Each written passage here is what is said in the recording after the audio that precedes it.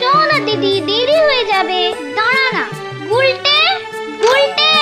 কি রে, শান্তিতে একটু ঘুমো দাও দিদিরা। আর ঘুমাতে হবে না, এবার চলো। কোথায়? গোপাল দাদুর বাড়ি গল্প শুনতে। গোপাল দাদুর বাড়ি? হ্যাঁ, তাহলে আর বলছি কি? তা সেই কথাটা তো আগে বললেই পারতিস। চল চল তাড়াতাড়ি চল। এই যে দাঁড়া, আবার কি হলো? ন্যাপলাটাকে নিয়ে যাই। ন্যাপলা, হাই ন্যাপলা, আস্তে আস্তে। চল চল, আমরা সবাই গোপাল দাদুর বাড়ি যাচ্ছি। চুপ, তোরা এগো, আমি আসছি। আচ্ছা, তাড়াতাড়ি আসিস।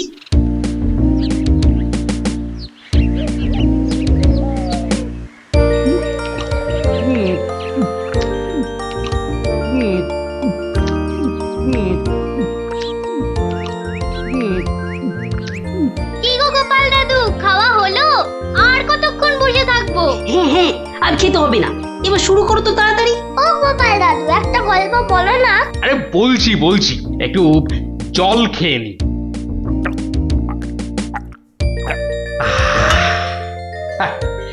শোন তবে, মন দিয়ে শোন। আমি তো মহারাজ কৃষ্ণচন্দ্রের রাজসভায় রোজই যাই, হাসি তামাশা করি। তা বেশ আনন্দেই দিন কাটছিল। তা কয়েকদিন হলো আমি শরীর খারাপের জন্য যেতে পারিনি, বুঝলি। সেই সময়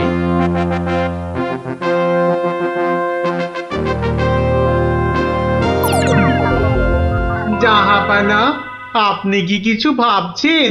হুম হুম ভাবছি উজির, ভাবছি। কি ভাবছেন জাহাপানা? আচ্ছা উজির, হিন্দুদের কি একটা মহাকাব্য আছে না, কি যেন নাম? হিন্দুদের মহাকাব্য?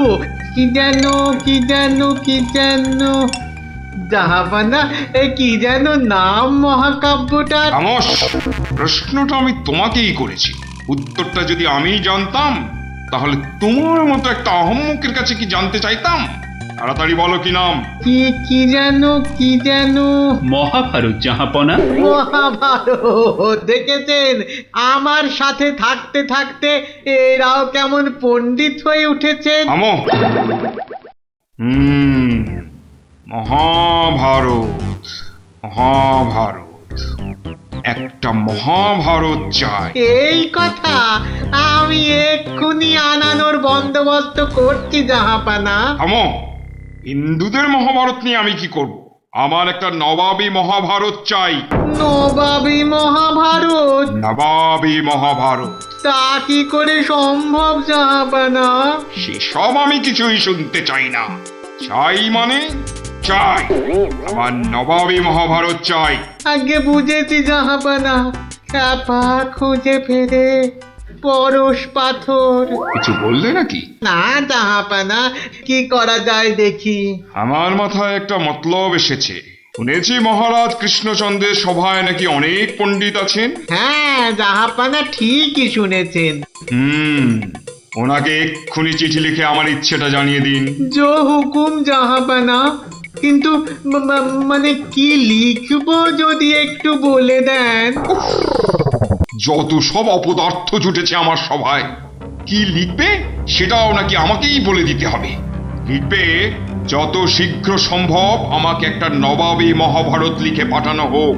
তার জন্য যা খরচ তা আমি সব দেবো, কিন্তু আমার নবাবী মহাভারত চাই।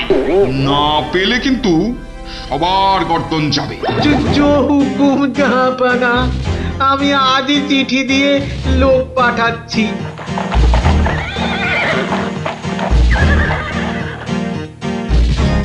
শুনলেন তো সবাই, এই খামখেয়ালিপনার কোনো মানে হয়? কিন্তু এখন উপায়টা কি? উপায় তো আবার আছে নাকি?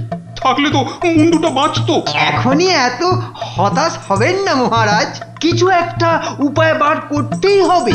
একটু ভাবতে হবে, ভাবতে হবে। আরে ভাবুন ভাবুন, আপনারাও সবাই মিলে ভাবুন। যদিও ভেবে লাভ নেই, তবু ভাবুন ভাবুন।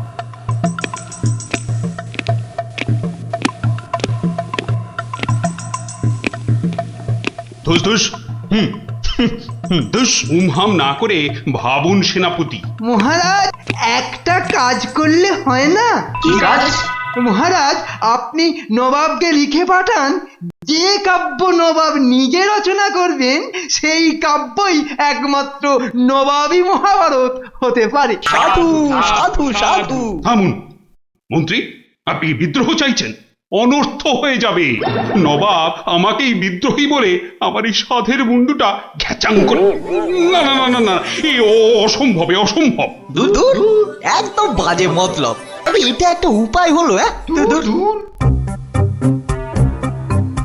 প্রণাম মহারাজ। শেষ প্রণাম করে নাও, এরপর আমার ছবিতে মালা ঝুলিয়েই রোজ প্রণাম করতে হবে। তাহলে আজই আমি বেশ ভালো দেখে কয়েকটা রজনীগন্ধা ফুলের মালা তৈরি করতে বলি। থামো, এখন রসিকতার সময় নয় গোপাল। এ আমার মুন্ডু বাঁচানোর প্রশ্ন গোপাল। শুধু আপনার নয় মহারাজ, আমাদের মুন্ডুও তো ফেসে রয়েছে। যাক, একমাত্র আমার মুন্ডুটাই তাহলে বেঁচে থাকবে, নিশ্চিন্ত হওয়া গেল। আহ গোপাল, বললাম না এটা রসিকতার সময় নয়। আগে মহারাজ, ওই সমস্যাটা যদি একবার খোলসা করে বলেন তাহলে আমি একটা উপায় বলে দিতে পারি। মন্ত্রী, গোপালকে সব খুলে বলো। আপনি, আমি, আমরা সবাই ভেবে যে সমস্যার সমাধান বার করতে পারছি না, সেই সমস্যার সমাধান করবে গোপাল। দেখো কাণ্ড, যাদের দ্বারা যে কাজ হওয়ার নয় সে কাজ তারা করবে কি করে মন্ত্রী মশাই? শোনো গোপাল, তুমি কাতুকুতু দিয়ে লোক হাসাতে পারো বটে, কিন্তু একটা গোটা মহাভারত রচনা করা তোমার কাম্য নয়। তাও এই যেমন তেমন মহাভারত নয়, নবাবী মহাভারত। নবাবী মহাভারত, এই ব্যাপার। হাসছো তুমি, তুমি হাসছো? আমাদের গর্দান যেতে বসেছে আর তুমি দাঁত বার করে হাসছো? সত্যি তুমি গন্ডমূর্খ। ঠিক বলেছেন মহারাজ, এই কম্ম আমার মতো মূর্খের নয় মহারাজ। মন্ত্রী মশাইয়ের মতো পণ্ডিত লোক থাকতে আমার কাজে হাত দেওয়া ওই বামন হয়ে চাঁদে হাত দেওয়ার মতো। আপনি আপনি এই নবাবী মহাভারত লেখার দায়িত্ব ওই মন্ত্রী মশাইয়ের কাঁধেই চাপিয়ে দিন মহারাজ। থামুন থামুন গোপাল, নবাবের খামখেয়ালিপনার উপদ্রব থেকে তুমি আমাকে আগে উদ্ধার করেছো মানছি, কিন্তু এবারকার ব্যাপারখানা তোমারও সাধ্যের অতীত। আপনি ভুল করছেন মহারাজ। এই নবাবী মহাভারত যদি কেউ লিখতে পারে সে হলাম আমি মহারাজ। পরীক্ষা প্রার্থনীয়। ভেবে দেখো বাপু, শেষকালে ডুবাবে না তো, তাহলে কিন্তু তোমারও বিপদ, আমাদেরও বিপদ। আগেও যখন ডোবাইনি এবারও ডোবাবো না মহারাজ। বেশ, কি করতে হবে বলো? তোমার এই নবাবী মহাভারত লিখতে কত খরচ হবে সব তো নবাবকে জানাতে হবে। আগে আমার বিশেষ কিছুই চাই না, আপনি নবাবের কাছ থেকে 4 মাস সময় চেয়ে নিন, আর খরচা বাবদ 5000 স্বর্ণ মুদ্রা। ব্যাস ব্যাস, এইটুকুতেই হবে। বেশ, মন্ত্রীমশাই শুনলেন তো, নবাবকে শীঘ্রই পত্র পাঠান। যথাজ্ঞা মহারাজ। তার নবাবী মহাভারত লিখবে কোথায়? ভাবছি বাড়িতে বসেই লিখবো। সে কি, 4 মাস তুমি রাজসভায় আসবে না? কি করব মহারাজ, হাতে সময় বড়ই কম। না না না, তা হবে না। রোজ না হয় সপ্তাহে অন্তত 3 দিন তোমাকে কিছুক্ষণের জন্য হলেও রাজসভায় আসতেই হবে, তা না হলে তো আমি শান্তি পাবো না। বেশ, আপনার ইচ্ছা যখন তাই হবে। এখন তাহলে আমি আসি মহারাজ। এসো।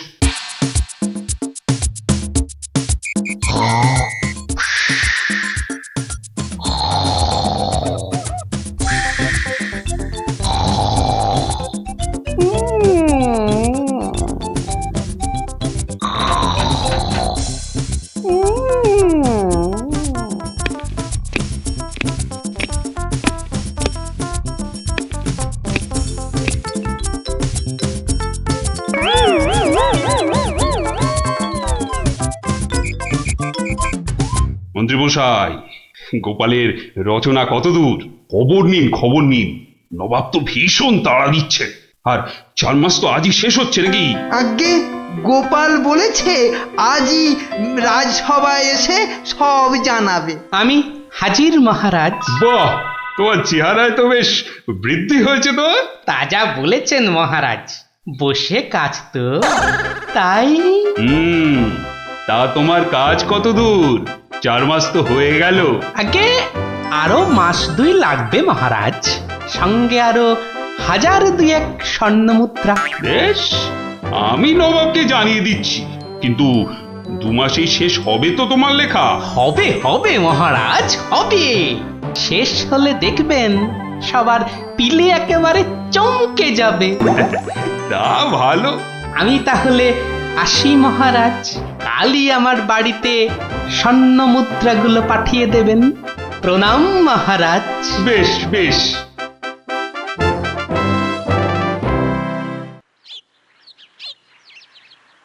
দেড় মাস পার হয়ে গেল, গোপালের খবর কি? এদিকে পরেতে যে হাত পা সব পেটের ভেতর ঢুকে যাচ্ছে। তখনই বলেছিলাম ওই সব এলেবেলে গণ্ডমূর্খকে এই সব গুরুতর দায়িত্ব দেবেন না, শেষমেশ ও ডোবাবে, এই আমি বলে দিল। প্রণাম মহারাজ। এসো এসো গোপাল। এসব কি? বস্তা কেন? আগে এতেই তো রয়েছে সেই নবাবী মহাভারত। বস্তায়? আমাদের মহাভারত তো একটাই খণ্ড, তো নবাবী মহাভারতের জন্য 5-5টা বস্তা?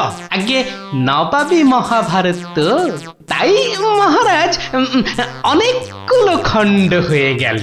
তা বেশ, তা তোমার কাজ তাহলে সম্পূর্ণ। আগে একটুখানি বাকি মহারাজ, সেটা ওই নবাবের কাছে গিয়েই সম্পূর্ণ করতে হবে। আপনি কালই আমার যাওয়ার ব্যবস্থা করুন মহারাজ। বেশ, যেমন তোমার ইচ্ছা।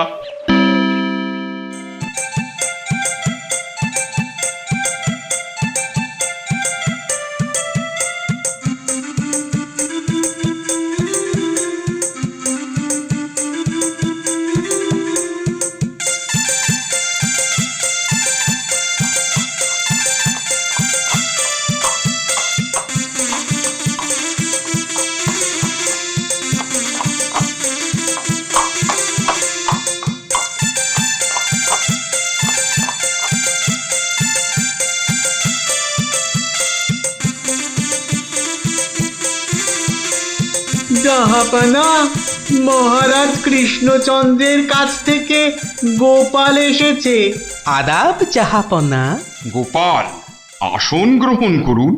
নবাবী মহাভারত এনেছেন? এনেছি, বাইরে গরুর গাড়িতে আছে হুজুর। হ্যাঁ, নবাবী মহাভারত গরুর গাড়িতে?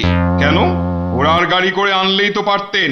আগে ঘোড়া বড়ই দ্রুতগামী প্রাণী হুজুর, ঘোড়া জোরে ছুটলে অত মূল্যবান বই ছিঁড়ে যেতে পারে, তাই আমি ঠিক ঠিক। তা মহাভারত রচনা শেষ হয়েছে তো?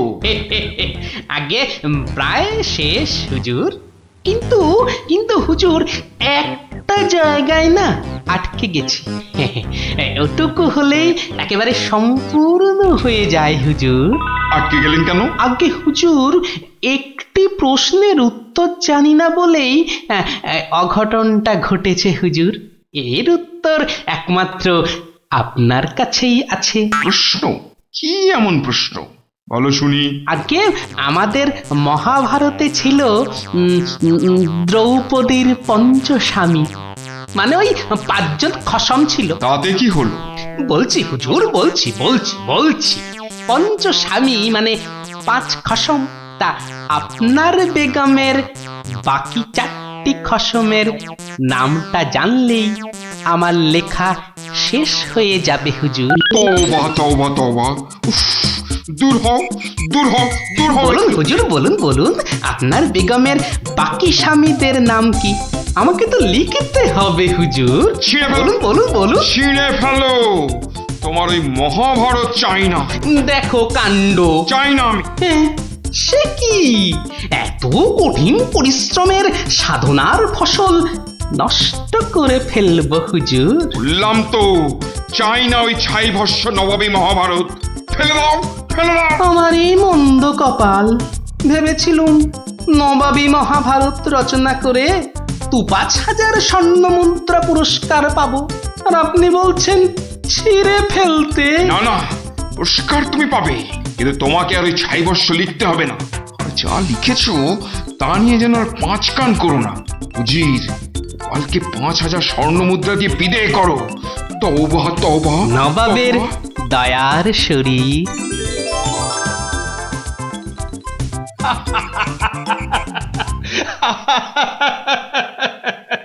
তোমার তোমার জবাব নেই। কিন্তু ওই মহাভারতে তুমি কি লিখেছো তা জানতে যে খুব ইচ্ছে করছে। এ কি, এই যে সব বাজে কাগজ। বুদ্ধি থাকলে বাজে কাগজই নবাবী মহাভারত হয়ে যায় মহারাজ। মন্ত্রী মশাই, এই গোপালকে ২,০০০ স্বর্ণ মুদ্রা পুরস্কার দেওয়া হোক এক্ষুনি। বলেছিলাম লিখতে মন্ত্রী মশাই, আপনি তো লিখলেন না।